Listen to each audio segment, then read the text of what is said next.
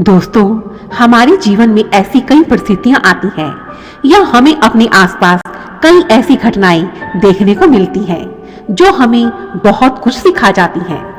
इसी विषय पर आधारित है आज की यह सुंदर कहानी, जिंदगी की सीख। किसी गांव में वसंत नाम का एक आदमी रहता था। वसंत इस दुनिया में बिल्कुल अकेला था। उसका कोई परिवार नहीं था। वह गांव में ही छोटा मोटा काम करके अपनी गुजर बसर करता था। जिस दिन उसे कोई काम नहीं मिलता तो वह पास ही के जंगल में जाता, वहां से लकड़ियां काटता और उन्हें बेचकर पैसे कमाता था। उस जंगल का शांत वातावरण बसंत को बहुत पसंद था। वह कई बार सोचता था कि क्यों न जंगल में ही शांत वातावरण में एक छोटी सी झोपड़ी बनाकर रहा जाए। परंतु फिर उसे ध्यान आता कि इस जंगल में उसकी खाने पीने की कोई व्यवस्था तो है ही नहीं, तो उसका इस जंगल में जीवन यापन कैसे होगा। और यही सोचकर वह वापस गांव लौट जाता। वसंत के पास जो कुछ भी था वह उसी में बहुत संतुष्ट रहता था। वह जो भी थोड़ा बहुत धन कमाता उसी में खुश रहता था। बसंत का एक जिगरी दोस्त था, गिरधर। पूरे गांव में एक गिरधर ही था जो वसंत से स्नेह रखता था और उसकी खोज खबर लेता था। दोनों दोस्तों के जीवन की गाड़ी सही चल रही थी। एक दिन की बात है, वसंत को गांव में कोई भी मजदूरी का काम नहीं मिला। ऐसे में वह पास ही के जंगल में गया। जंगल में पहुंचकर उसने एक पेड़ से बहुत सी लकड़ियां काटी, उनका एक गट्ठर बनाया। अब जैसे ही वह गांव की ओर वापस जाने लगा, तभी उसने देखा कि उसी पेड़ के नीचे एक कौवा बैठा था। उसने ध्यान से उस कौवे को देखा तो उसे पता चला कि कौवे का एक पंख और एक पांव तो है ही नहीं।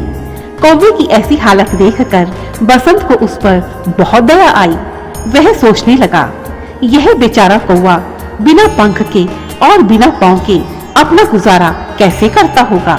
यह अपने लिए भोजन कैसे ढूंढता होगा। उड़ना और चलना तो इसके बस का है ही नहीं। अभी बसंत यह सब सोच ही रहा था कि तभी एक बड़ा सा बाज उड़ते उड़ते वहीं पहुंचा। बाज ने अपने पंजों में एक चूहा पकड़ रखा था। बाज उड़ते उड़ते कौवे के पास पहुंचा और तब उसने वह मरा हुआ चूहा उस कौवे के सामने फेंक दिया और फिर वहां से उड़कर वापस चला गया। अब उस कौवे ने बाज के फेंके हुए उस चूहे को खाना शुरू कर दिया। यह सब देखकर बसंत बहुत ही हैरान हुआ कि इस जंगल में रहने वाले एक लाचार कौवे को किस तरह से खाना मिल रहा है। इसके बाद वसंत वापस अपने घर लौट गया। अगले दिन वसंत फिर से उसी जंगल में उसी जगह पर पहुंचा। उस दिन भी उसने वही देखा कि एक बड़ा सा बाज उसी पेड़ के नीचे आता है और अपना शिकार उस कौवे को दे देता है, जिससे कि वह कौवा भूखा ना रहे। यह देखकर बसंत ने आसमान की ओर हाथ जोड़कर कहा, हे भगवान, आपकी लीला तो अपरंपार है। आप हर किसी के लिए कोई ना कोई इंतजाम तो कर ही देते हो, जिससे कि उसका जीवन यापन होता रहे। सच में यही जीवन की सच्चाई है।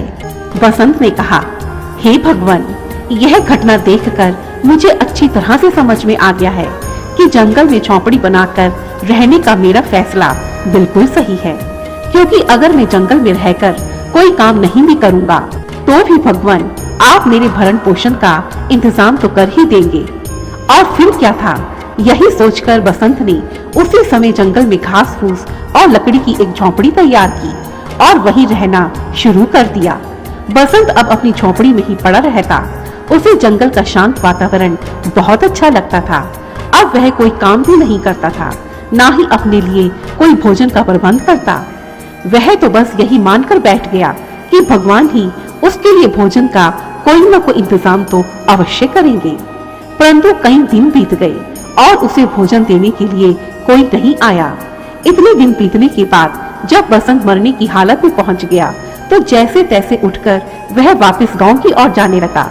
गिरते पड़ते जैसे तैसे वह अपने गांव के पास पहुंचा तो उसे उसका दोस्त गिरधर दिखाई दिया।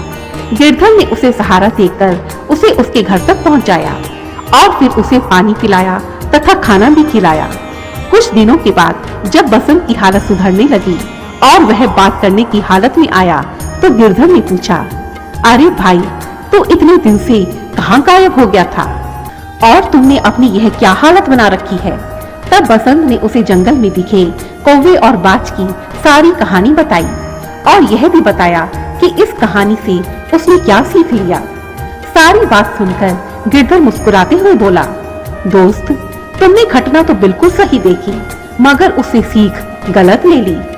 अरे भाई, उस बाज वाली घटना के माध्यम से ईश्वर तुम्हें सिखाना चाहते थे कि तुम भी उस बाज की तरह बनो जो इतना ताकतवर और बड़ा होकर भी अपने से कमजोर प्राणी को परेशान या दुखी नहीं करता, बल्कि उस बाज की महानता तो देखो कि वह उस कौवे को दुख देने की बजाय हर रोज उसके लिए भोजन की व्यवस्था करता और इस प्रकार उसने उस कमजोर और लाचार कौवे के जीवन की रक्षा की। इसी प्रकार तुम्हें भी अपने से कमजोर और असहाय लोगों की मदद करनी चाहिए। मित्र की यह बात सुनकर बसंत की नींद आंसुओं से भर गई। उसे अपनी गलती का एहसास हो चुका था।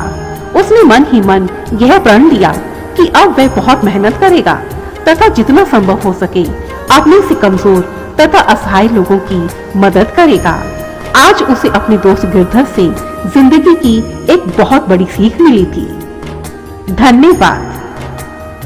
दोस्तों, यदि आप अपनी पसंद की कोई कहानी देखना चाहते हैं तो प्लीज मुझे कमेंट बॉक्स में लिखकर अवश्य भेजें। मैं उस कहानी पर वीडियो बनाने की पूरी कोशिश करूंगी तथा मेरी ऐसी ही दूसरी वीडियोस को देखने के लिए रेड कलर के बटन को प्रेस कर मेरे इस चैनल को सब्सक्राइब करें और साथ ही बेल आइकन को भी जरूर दबाएं। धन्यवाद। जय माता दी।